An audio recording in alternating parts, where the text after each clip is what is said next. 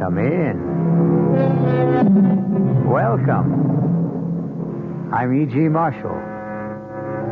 Welcome to the sound of suspense. Welcome to the fear you can hear. But mostly, welcome to the world of terrifying imagination. The story you're about to hear is a love story. But a love story which begins at the point where many love stories end.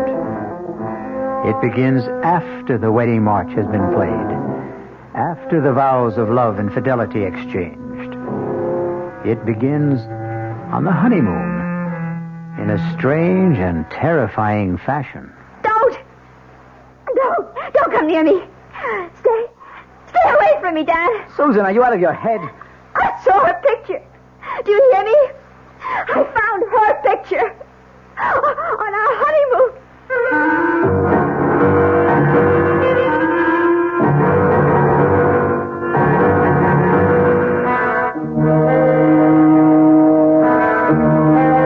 Our mystery drama, Deadly Honeymoon, was written especially for the Mystery Theater by Henry Slesar and stars Betsy von Furstenberg and Michael Wager. It is sponsored in part by Anheuser-Busch Incorporated, brewers of Budweiser, and by the Kellogg Company, makers of Kellogg's Special K cereal. I'll return shortly with Act One.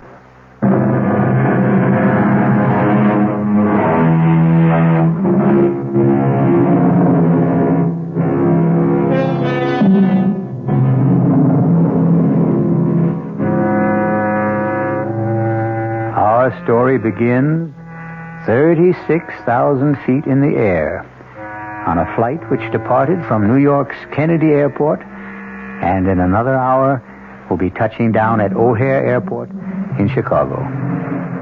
There are almost 100 passengers on this flight, but an observant stewardess is giving special attention to that handsome couple in seats 18A and 18B. Perhaps it's because all honeymooners have a special radiance.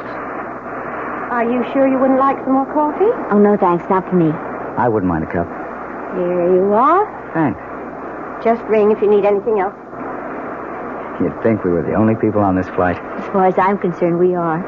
Oh, Dan, I feel absolutely drunk with happiness. Is that a funny word for the way I feel? No. It's a great word, Susan. I was flying hours before we got on the plane. Oh, what time did you say we land in Chicago? About 2:30. Is it far from the airport to the hotel? No, actually, it's only about a half an hour from O'Hare to downtown. About 16 miles. Still, I don't think we'll have time to make Evanston today, do you? Well, it might be better to go in the morning. You can call your aunt from the hotel. Dan, you sure you don't mind going to Evanston? I mean, I just couldn't possibly be a few miles away and not see Aunt Clara. Besides, I want to show off my new husband to somebody, and she's all the family I have. Was she your mother's sister? No, my father's. She came east when my parents were killed in that crash. Stayed with me for a month or so. That was about the most that either one of us could stand. She sounds like a holy terror. Oh, no, she's just crotchety, that's all. But she'll only be more crotchety if she learns that I passed through Chicago and didn't even stop by.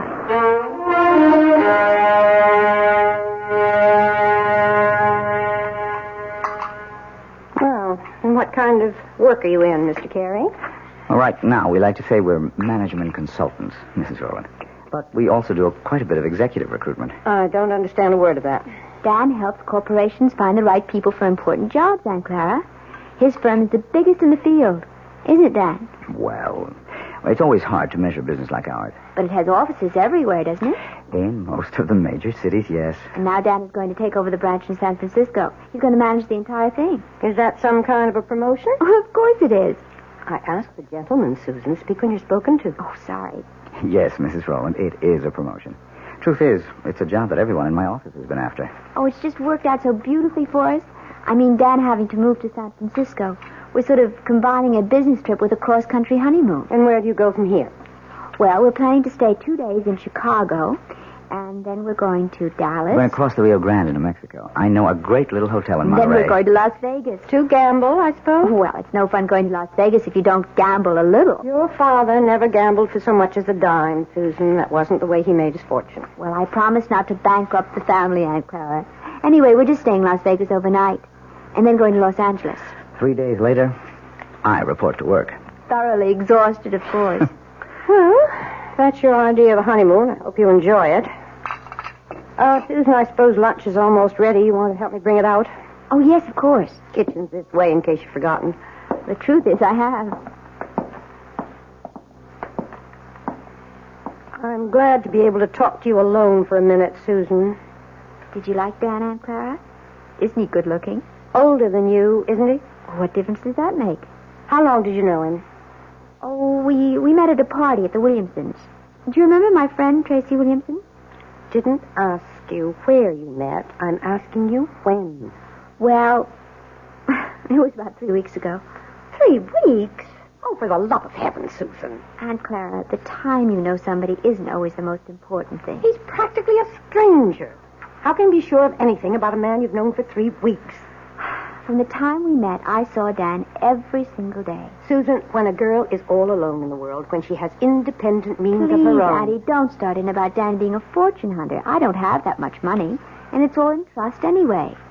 And I assure you, Dan earns enough income to take care of us both very well. Well, I'm sorry, Susan. I know I don't have any control over what you do. You're too old for that. But I've seen something of the world, too, you know. And the most important lesson I've ever learned is never trust a stranger. Oh, Aunt Clara, that's ridiculous. Now, can we bring out the lunch?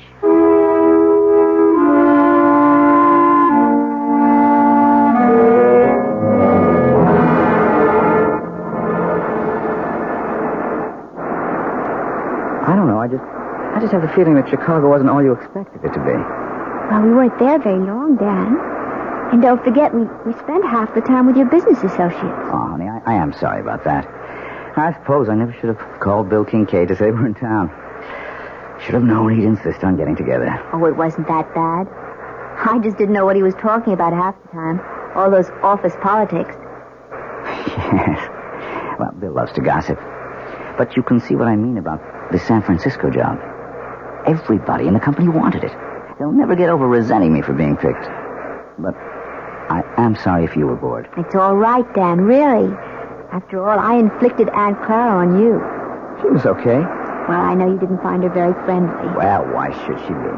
I think she's a very protective type. Anybody you married would get her jaundiced eye.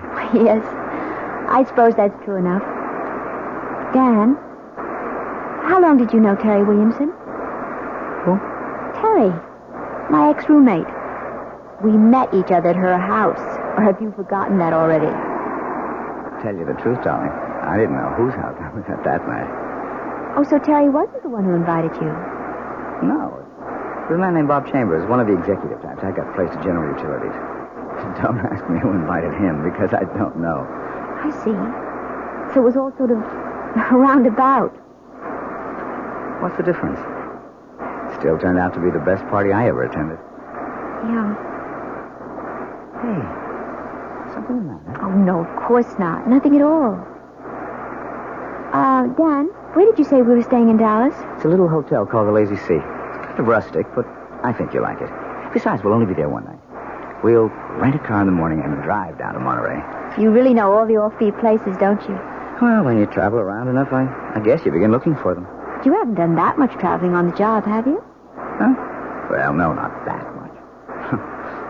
Say, do you know the name of the airport in Dallas? I forget. It's called Love Field. Isn't that a great name for honeymooners? Yes.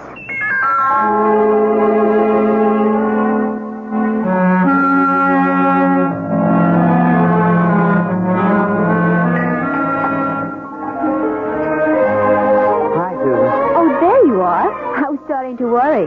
No, I had a little trouble with the phone lines back to New York, but I got through okay. Everything all right? Yeah, sure, everything's fine. Hey, you look a little strange, though. Oh, no, I'm all right. I had a drink while I was waiting for you. Say, you better watch that tequila. It sneaks up on you like a bandito. Actually, something sort of funny happened. What do you mean? Dan, when we were in Chicago in that restaurant, I forget the name of it. The place we went to with Bill? Yes, when you and your friend were talking about all the office politics back in New York, I saw this man looking at us. What man? Well, he was at the bar. I'm not even sure why I noticed him. He was wearing this plaid raincoat. I remember wondering if it had started to rain. I guess you were just bored with all our talk. Anyway, I saw him turn to look at us. Probably to look at you. Can't blame him for that. The funny thing is, as soon as you turned around, he got up very quickly and left. Susan, I don't remember seeing anyone in a plaid raincoat. And I'm afraid I don't see anything unusual about it. Well, I guess I didn't either. I probably wouldn't have given it another thought, but I think I saw that same man here again today. In Monterey? Oh, you're kidding. I can't swear it with him. I didn't get a good look at his face the first time.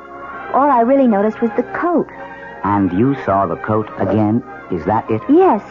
He was carrying it over his arm. Oh, darling. You know the story about the airport truck? Airport truck? No. Well, this guy on a plane looks out the window and sees one of those little red airport trucks. You know, fueling the plane, bringing food aboard, something like that. Anyway, the plane takes off from New York and lands in Chicago. Another little red truck comes out to meet it. The guy next to him says, "Hey, we made good time, didn't we?" And he says, "Yeah, but that little red truck really made time." Well, I can see that I didn't marry a great audience. Oh, I'm sorry, Dan. It's just, it bothered me a little. Oh, forget it. And speaking of airports, next stop, the City of Angels.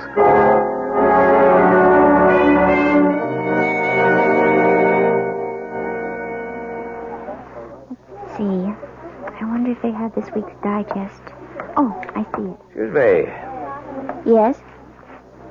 You're Mrs. Daniel Carey, aren't you? Why, yes, I am. Do I know you? No, Mrs. Carey, but I know you. Saw your husband leaving the hotel about half an hour ago. Are you planning on meeting him? Wait a minute. I've seen you before. Have you? You're the man with the coat, the plaid raincoat.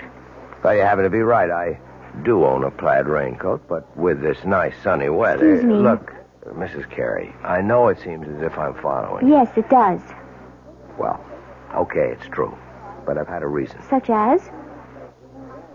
Could we talk about it someplace? There's a coffee shop in the hotel. I'm sorry. I don't even know who you are. Maybe it would help if I introduced myself. My name is Harrington, Lieutenant Gale Harrington, attached to New York City Police Department. Police? That's right, Mrs. Carey. So you see, what I have to discuss with you is police business. But what have I done? It's nothing you've done. It concerns your husband and what he might do.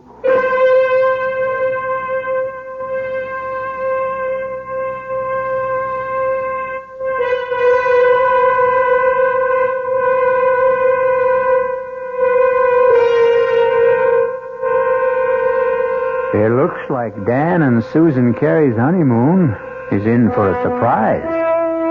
Or perhaps more than one. Maybe Susan will soon wonder if her Aunt Clara wasn't right about a number of things, including her cynical advice about trusting no strangers. We'll find out about the new stranger in Susan's life when I return shortly with Act 2.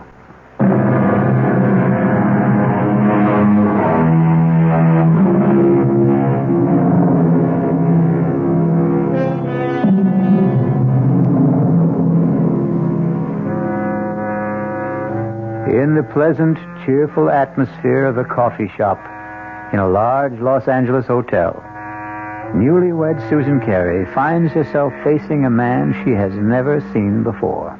A man whose solemn eyes look at her over a steaming cup of coffee and seem to warn her of nightmares to come. But so far, Lieutenant Gale Harrington of the New York Police Department is merely asking questions. How long have you been married now? Only about 10 days. Was it a long engagement? Did you know your husband for some time before? No, not very long. Well, could you be more specific? How long ago did you meet him? And where?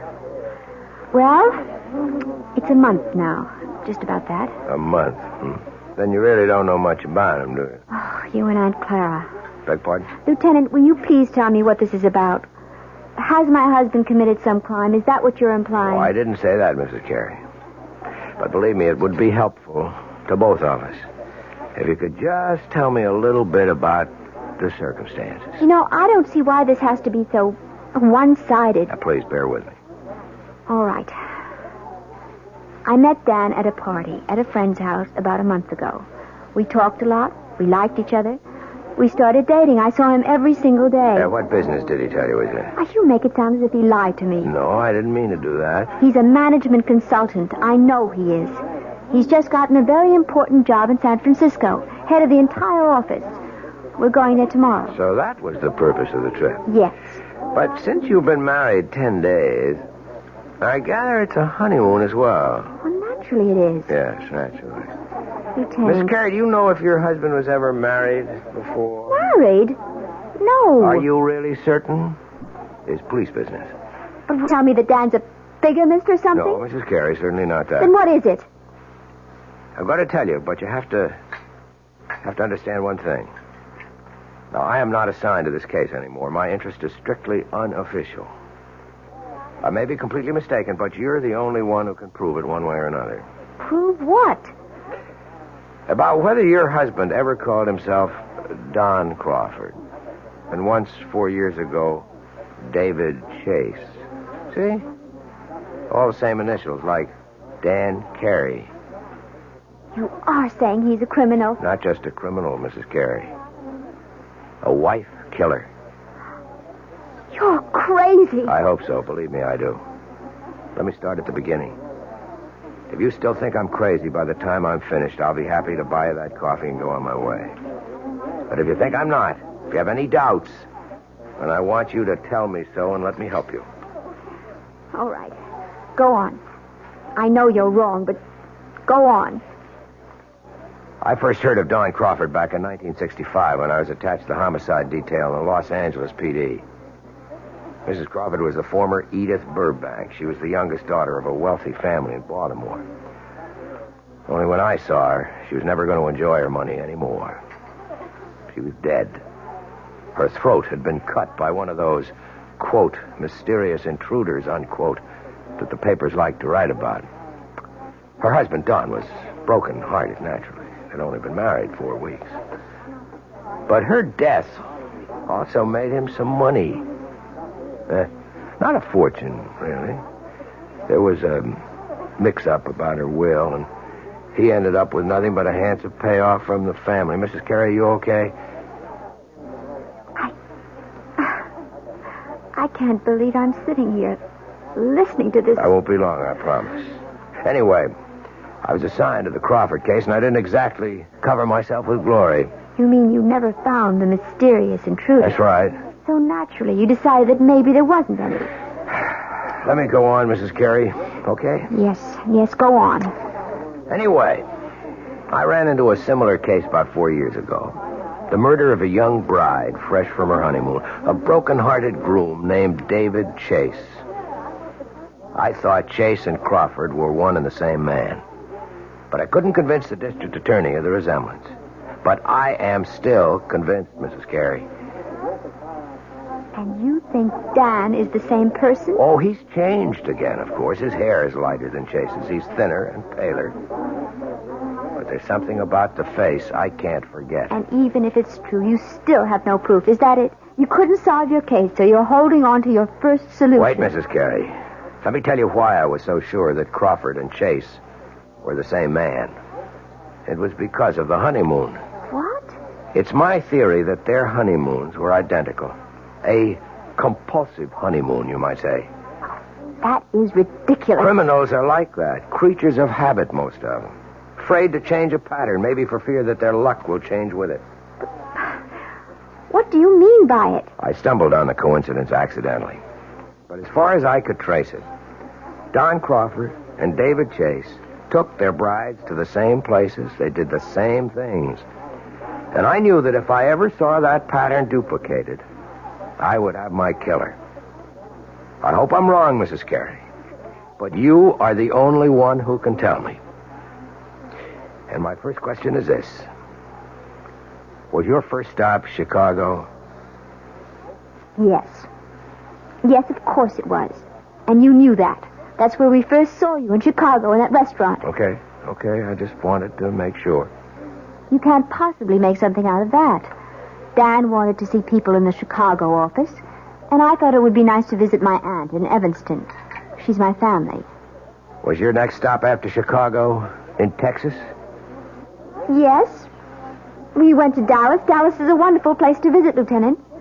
I don't see anything so peculiar about that. Both Chase and Crawford went to Dallas. They chose offbeat hotels. I guess they didn't care to be seen very much. Where did you stay in Dallas? It was a perfectly nice hotel. I don't think you could describe it as offbeat. All right. And then the next stop would be Monterey. You knew we were in Monterey because that's where I saw you the second time. By that time, Mrs. Carey, I'd made up my mind to follow you.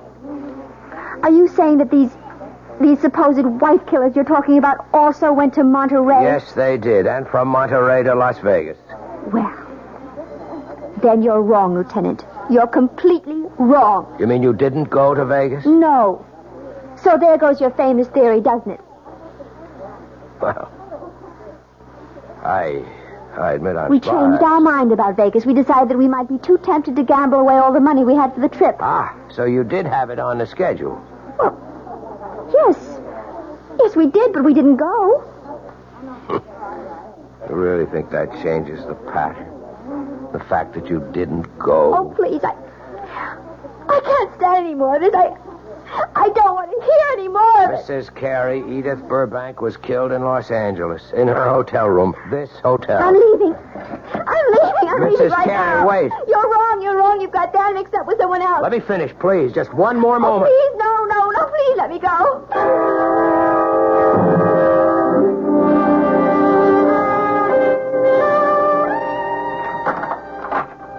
Well, there you are. Oh. I didn't realize that you were back already. Yeah, I told you I wouldn't be gone more than half an hour. I thought you'd be in the room. I went downstairs to get a magazine. Didn't they have any? Well, I guess I forgot to buy one. I got to looking in the windows of the dress shops, and I forgot my original purpose completely. Susan, are you okay? Of course. Why do you ask? I don't know. You've got that funny look in your eyes again. Have I? Doesn't matter. They're still the two most beautiful eyes in the world. Hey, what is this? Don't tell me the honeymoon's over so soon. Why do you say that? That was like kissing a snowman. I guess I just don't feel like myself today. I think maybe all this traveling has worn me down a little. Oh, I'm sorry. Well, we don't have much further to go. Just one more plane trip to San Francisco. Yes. Look, maybe you'd rather not go out tonight. Maybe you ought to stay in, order some dinner in the room. I don't mind. But you wanted to go to that restaurant, the one you told me about. You've been looking forward to it. The landmark? Yeah. Well, I did want to try the place. It was supposed to be really spectacular. But you've never eaten there before. Well, no, how could I? I've never been in L.A. before. I was thinking today that, well, you seemed to know the city so well when we drove around. You didn't seem to have the slightest trouble. The streets are very well marked in this town. It's really a pleasure to drive here. Look, you know what I think? I think you ought to take a nap before dinner. Yes. I was thinking of lying down, but I don't think I can sleep. Okay, then. Just read your magazine. Wait a minute, you haven't got one. I'll take care of that. Where are you going? Going to get my bride something to read. How about a nice magazine about cooking? You know, I never did ask you if you can cook. Just get me a news magazine of some kind, all right? Uh-huh, the brainy type. I should have known. See you in 10 minutes. I'll take the key so you won't have to get up. Yes. All right. Oh, dear God. It can't be true. There just can't be any truth to what that man said. He's made a mistake. Terrible mistake. Dan's luggage. His initials, D.C. Oh, but anyone could have those initials. Anyone. I wonder if... It's open. Oh, for heaven's sake, what am I doing? Searching my husband's luggage like some kind of hotel thief. No, I won't do it. I won't. I'm not going to believe any of it. I won't. Who's that? Hello? Mrs. Carey, it's Gail Harrington. Leave me alone. Stop bothering me. You shouldn't have run off like that, Mrs. Carey. You didn't give me a chance to finish what I was saying.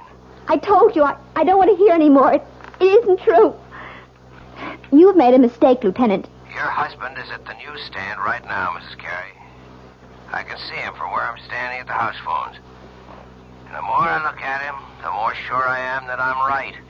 No, you're wrong. I want you to hear the rest of the story about Crawford and David Chase and what they did on their honeymoon. Maybe what I told you before didn't convince you, but if you heard a few more things... I'm going to hang up, Lieutenant, right now. I wanted you to know where Don Crawford took his wife the night she was murdered in a room. He took her to a restaurant called The Landmark. You ever hear of it? Mrs. Carey? Hey, are you listening? No. No, I'm not listening. I won't listen.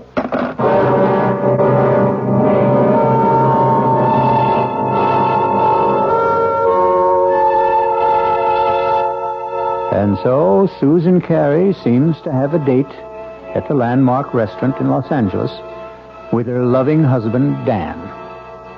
If she keeps the date, something tells me that she's not going to do their cuisine very much justice.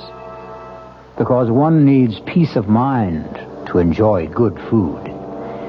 Fear affects the salivary glands, and terror ruins the taste buds.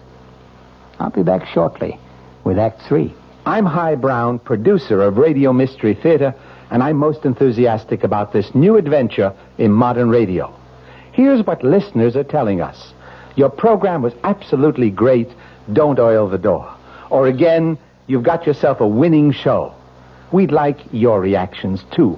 Right now, we're in the last week of our drawing for 50 prizes a week. 2 AM/FM stereo phonos, 2 travel clock radios, and 46 anthologies of modern suspense. Just mail your name and address, and you're eligible, to Mystery Theater, Box 50, Radio City Station, New York 10019. That's Box 50, Radio City Station, New York 10019. Entries must be postmarked no later than Saturday, January 26th. Offer good everywhere unless locally prohibited.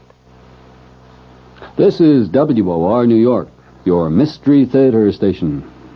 An invitation. This is Peter Roberts. Join us Sunday morning, 8:15 to 10 here on WOR for Rambling with Roberts.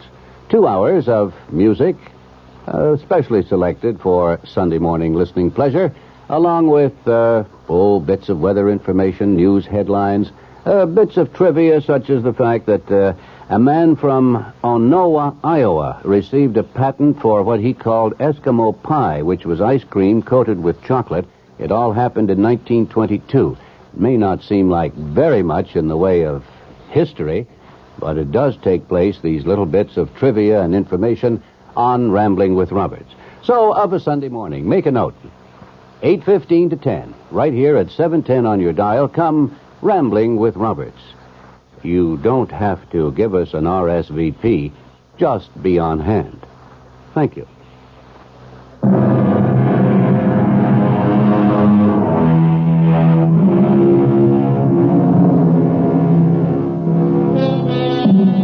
Well, what have we here? A quiet meal for two at the Landmark restaurant? No. We seem to be in a hotel room. The same room in which we last saw our honeymooning couple, Susan and Dan Carey. Obviously, there's been a change of plan. Room service has provided the meal for the two lovers this evening. Can it be that Susan Carey has decided that if there is a pattern, it must be broken? Have some more wine, honey? No. I really don't think I want any. Hey, come on. You know what this bottle cost? You shouldn't have been so extravagant. Uh-oh. That sounds more like a wife than a bride. Well, $18 is an awful lot for a wine, Dan. Especially when I really can't drink that much of it. I just wanted to make up... Well, never mind.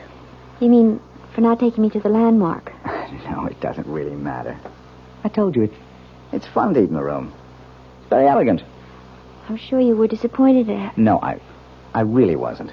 Look, we're not going to be very far from Los Angeles. We'll probably fly down from San Francisco a few times a year. There are dozens of wonderful restaurants in San Francisco, too, aren't there? So they tell me. I'll ask the guys at the office for recommendations. I think this food is quite good, don't you? Yeah, sure, it's fine. Tastes even better with the wine. Well, all right. I'll have some more, I guess. That a girl. Now, look, I'm not trying to get you drunk, you understand, so I can take advantage of you. Although, come to think of it... Dan, oh, don't. You almost knocked the table over. Sorry, I guess I got a little carried away. You look very delectable in that robe. Oh, did you really like it? Irresistible. I didn't take much of a wardrobe with me. Yeah, you said you were going to buy clothes in San Francisco.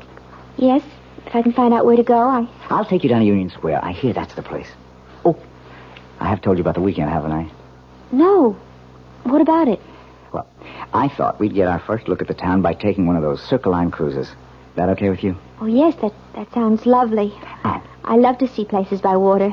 And if we can squeeze it in, we might go picnicking in Golden Gate Park. They've got this Japanese tea garden. It's supposed to be very nice. Yes. All sounds wonderful, Dan. Susan, I just wish you felt better. Listen, maybe you ought to check with the hotel doctor in case you picked up a bug or something. Do I look that bad to you? No. You look just great to me, darling.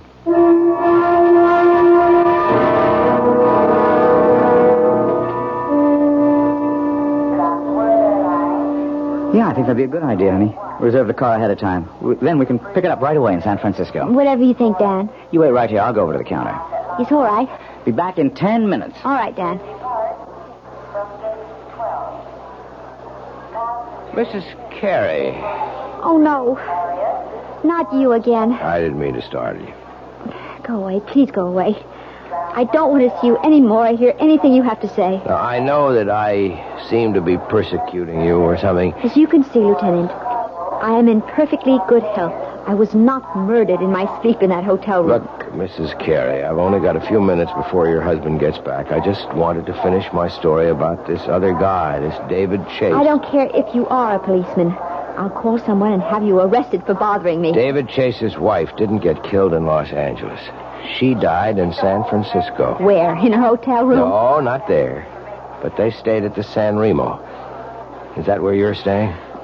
Yes, but millions of people do. No, there wasn't any mysterious intruder this time.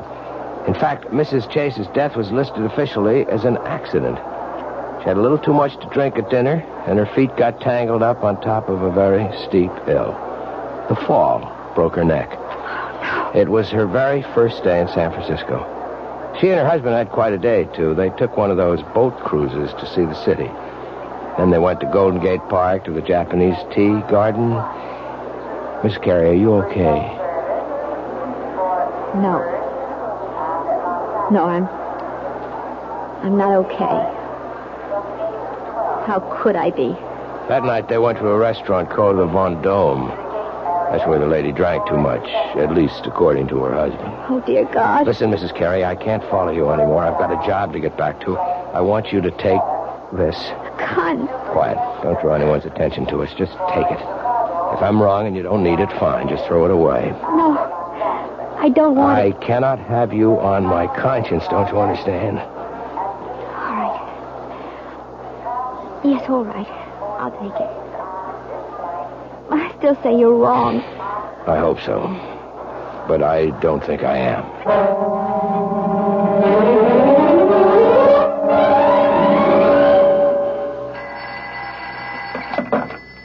Hello? Mrs. Carey? Yes? This is the message desk. Your husband left a message here for you at 4 o'clock. Oh, I've been out until now. Would you like me to read it to you?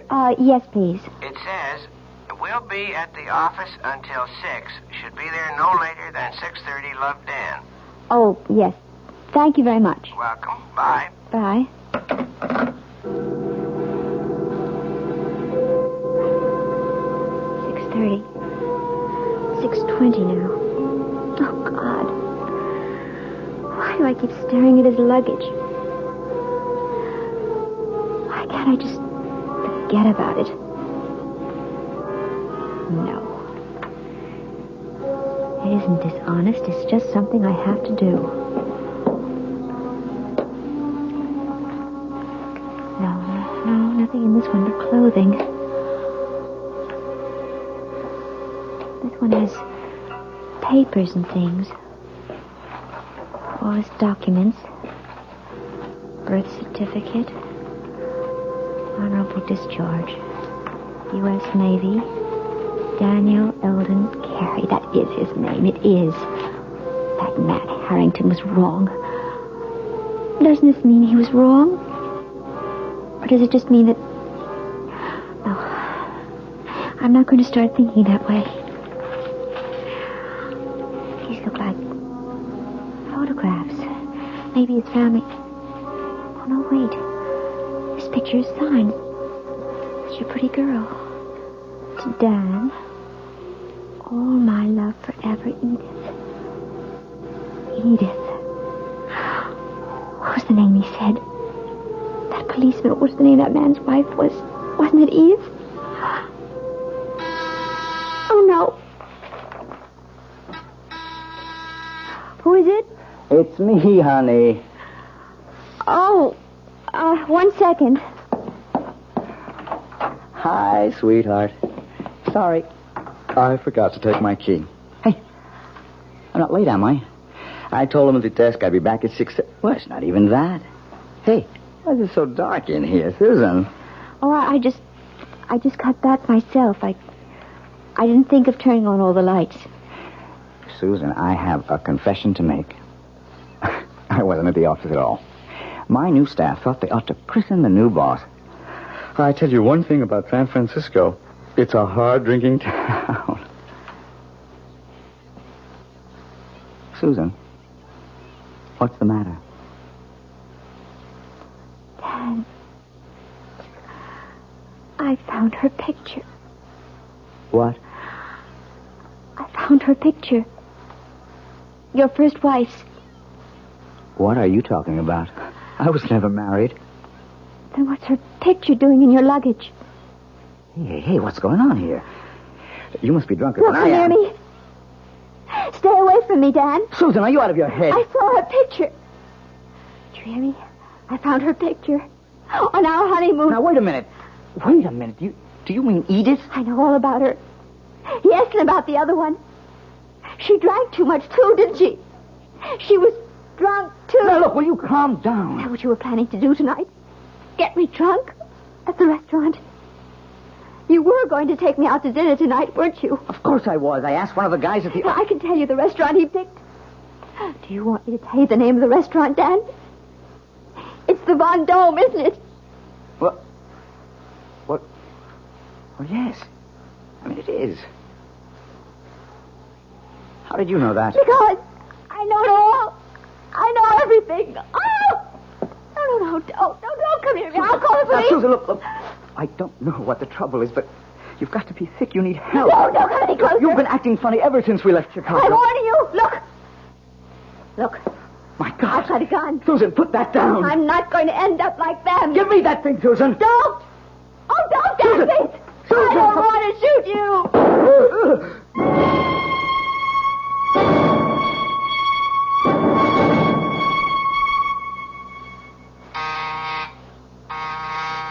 1 second.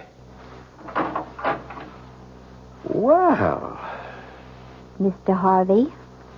Mrs. Carey, I didn't know that you were... Look, let me just get a shirt on. I was just shaving. I'm sure you're surprised to see me, aren't you? Yeah, I am. I didn't expect that you'd What brings you back to L.A.? I'm sure you know, Mr. Harvey. That is the right name, isn't it? Not Harrington? I guess that means you know all about my little joke. The gun wasn't a joke, was it? The gun was real. Now, look, I can tell you're upset, but I didn't mean any harm. I mean, I like Dan. I really You do. despised my husband, Mr. Harvey. Why don't you admit it? You hated the fact that he got the job you wanted in San Francisco. And all you got was an assistant manager's job in Chicago. You are wrong. I just thought it'd be a good gag, a good joke on Danny boy. Yes, I've heard about your reputation. The great practical joker. You thought of a great one this time. Yeah, but that's all it was. You gave Dan the itinerary for our honeymoon trip. You were just being helpful, of course. You gave him all the names and places, all the benefit of your traveling experience. That was the gag. See, I thought if Dan took you to all the places I listed for him... You even knew about Edith, the girl he was once engaged to, the one who died. She became his murder victim in your little fantasy. What did you think would happen, Mr. Harvey? Did I get frightened enough to kill Dan so that you might get the job he took away from you? Listen, is Dan all right? I thought you might want this back, Mr. Harvey. Your gun. Oh, now, wait a minute. Don't do anything stupid. Oh, you don't have to worry. I found out that I'm a terrible shot. That Dan's alive? See for yourself. Hello, Marty. Dan! Thank heavens you're okay. Look, Dan, I didn't mean for anything serious to happen. See the bandage, Marty? Just a flesh wound in my arm. I'll be okay. I'm glad to hear it, Danny. Honest, I am. Mm-hmm. But I am learning to use my left arm, though. Like Wait this. a minute. Wait a minute. Oh, no, don't. Please. I didn't mean it. Don't hit me again. Relax, Marty. I've got better things to do. I've got a honeymoon to finish. Although with any luck, it'll never end.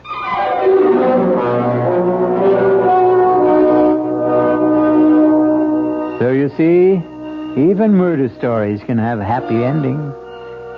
Martin Harvey may have spoiled Susan and Dan's honeymoon, but that doesn't mean he managed to spoil their marriage. No. If that's going to happen, Susan and Dan will take care of that all by themselves. I'll be back shortly. Hello, this is Joe Franklin. Ladies and gentlemen and boys and girls, for the very latest in nostalgia, for the ultimate in remembering, please join with me on Saturday nights from 9:05 to 11 o'clock, where memories are truly happening right here over WOR Radio. It is my privilege to present radio's original Memory Lane program, but positively the original. And whether it's Al Jolson or Benny Goodman or Louis Armstrong or Eddie Cantor or Harry James or the Dorseys, Mario Lanza, Gene Krupa, the young Frank Sinatra, George M. Cohan, Bing Crosby, Bogart, Lombard, Cagney, and all those happy times of radio's comedy and drama and soap opera. We have it fascinatingly, and all the sounds are reproduced crystal clear Saturday nights from 9:05 till 11 over WOR Radio. Yours truly, Joe Franklin, hosting Memory Lane. Tune in. WOR New York, your station for Mystery Theater. This is Sherry Henry. All New York knows it lost its governor recently when Rockefeller resigned. And we all know he's concerned now with his new commission on critical choices for America. But not many of us really understand what that commission is all about. Well, we'll all know more tomorrow afternoon when Henry Diamond, the executive director of that commission, divulges goals and directions. It's on the Sherry Henry program at 2:15 on WOR Radio.